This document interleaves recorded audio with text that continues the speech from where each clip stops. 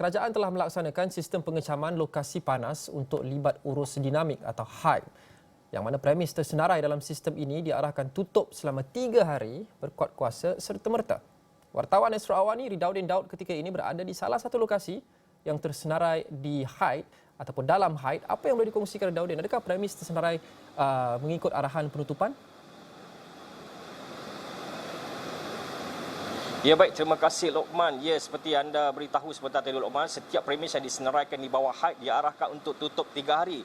Jika ia bermula pada 8 Mei seperti mana dikeluarkan senarai tersebut, sudah pasti ia akan ditutup selama 3 hari dan dijangka akan dibuka semula pada 11 Mei ini, iaitu kira-kira 2 atau 3 hari sebelum Hari Raya Aidilfitri. Dan sebenarnya berdasarkan pemantauan saya di satu lokasi di Damansara, di mana Damansara setakat 9 Mei 2021 mencatatkan 111 kes positif COVID-19 harian. Dan di sini juga ada beberapa kompleks membeli belah disenaraikan di bawah HIDE.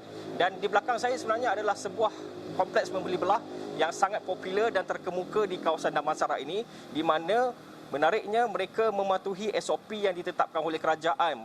Jika anda boleh lihat di belakang saya, inilah pintu masuk utamanya, di mana ia ditutup sejak kami tiba pada tengah hari tadi. Dan beberapa pelanggan juga ada yang sempat datang dan mereka juga melihat ia ditutup. Malah jalan utama ke kawasan ini juga ditutup, menunjukkan bahawa premis ini benar-benar mengikut SOP yang ditetapkan kerajaan.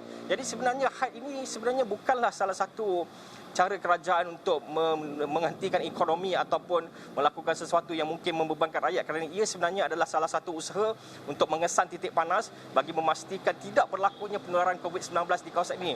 Bukanlah bermakna semua yang disenaraikan di dalam HIDE adalah kawasan yang mencetuskan kluster seperti yang dikatakan oleh Menteri Musyikari Jamaluddin Abu Bakar baru-baru ini. Mereka hanyalah sebagai untuk berjaga-jaga, dan berdasarkan apa yang saya baca sebentar tadi, bagaimana mereka sebenarnya premis boleh memanfaatkan sekiranya mereka mendapat disenaraikan di dalam HIDE, mereka boleh memanfaatkan maklumat ini, seperti antaranya memastikan bahawa setiap saringan ataupun setiap perkara yang dilakukan, SOP yang dipraktikkan dilakukan dengan lebih giat dan lebih kerap lagi, di mana kalau jika sebelum ini mungkin hanya 1 atau 2 pintu masuk yang disediakan pusat saringan dan sebagainya, mungkin selepas ini perlu lebih banyak. Dan antara yang terbaru, sekiranya ada pekerja ataupun pelanggan yang masuk, mereka perlu memeriksa MySejahtera pelanggan tersebut ataupun pekerja.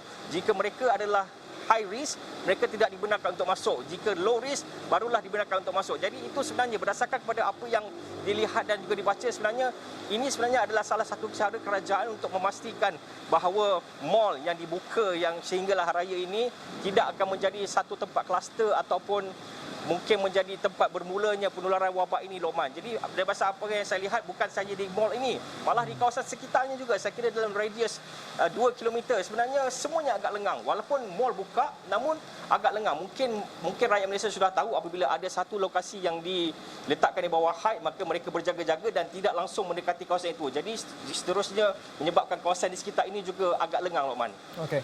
Ini adalah pendekatan yang perlu kita ambil untuk mengekang penularan COVID-19.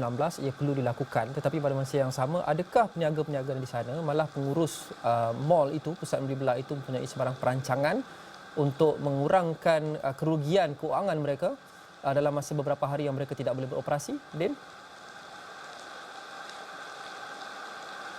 Jadi sudah pasti, Lokman, saya tidak sempat menembubal kerana di sini sebenarnya sejak dari tadi saya datang hanya ada orang awam yang kebetulan di kiri dan kanan saya ada 2 buah bank yang sebenarnya masih lagi dibuka, bukan untuk urusan pejabat namun hanya untuk urusan mengambil wang dan mengeluarkan wang di mesin ATM. Tapi saya fikir sudah pasti sekiranya mereka terpaksa menutup 2 ke 3 hari sebuah kompleks membeli besar yang besar seperti ini, sudah pasti ada perancangan jangka masa pendek dan jangka masa panjang. Saya pasti ia sebenarnya mungkin sedikit membebankan dan menyusahkan mereka, namun saya pasti mereka ada strategi baru yang mungkin lebih ampuh, kerana kita faham raya pun sudah semakin dekat. Mungkin apabila dibuka nanti mungkin akan ada ramai pengunjung yang datang, namun ketika ditutup itulah yang perlu dilakukan, kerana kita tidak mahu penularan COVID-19 terus merebak. Dan kalau mungkin sebelum ini 3 hari, kalau tidak tutup mungkin ia akan menganjak ke 2 minggu. Jadi lebih baik tutup 3 hari dan kemudian merangka semula strategi demi memastikan perniagaan dapat terus berjalan dan ekonomi dapat terus diperbaiki supaya lebih ampuh, Lokman.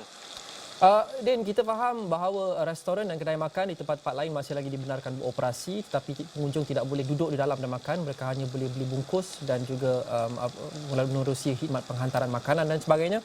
Tapi adakah kedai makan dan restoran di lokasi-lokasi HIDE seperti pusat membeli belah itu juga diarahkan untuk tutup? Oh ya Lokman, saya tadi sebenarnya kalau di dalam mall ini mungkin semuanya akan ditutup. Namun dilihat kepada luar sebenarnya saya sempat juga melihat kepada salah satu restoran makanan segera di luar. Nampak ada banyak kenderaan dan saya fikir ia sebenarnya buka, cuma saya tidak sempat untuk masuk. Jadi saya fikir sebenarnya mungkin Hyde ini jika premis anda berada di dalam mall, saya fikir ia mungkin akan ditutup. Kerana jika dilihat pintu di sebelah sini dan juga pintu utama di sebelah belakang sana, semuanya ditutup. Jadi saya fikir jika pintunya ditutup sudah pasti semua premis di dalamnya juga ditutup. Namun premis-premis di luar yang mungkin tidak berada di dalam bangunan tersebut namun berada berhampiran, saya lihat masih lagi dibuka. Memang tiada orang makan namun masih lagi ada secara drive-thru dan juga ada secara pembungkusan makanan. Jadi saya fikir keseluruhannya masih lagi dibuka untuk kedai makanan. Cuma kalau ada di dalam, saya fikir ia memang tidak akan dibuka, ditutup kerana dari pintu masuk saja sudah tutup. Jadi sudah pasti di dalamnya juga semua ditutup, Lokman.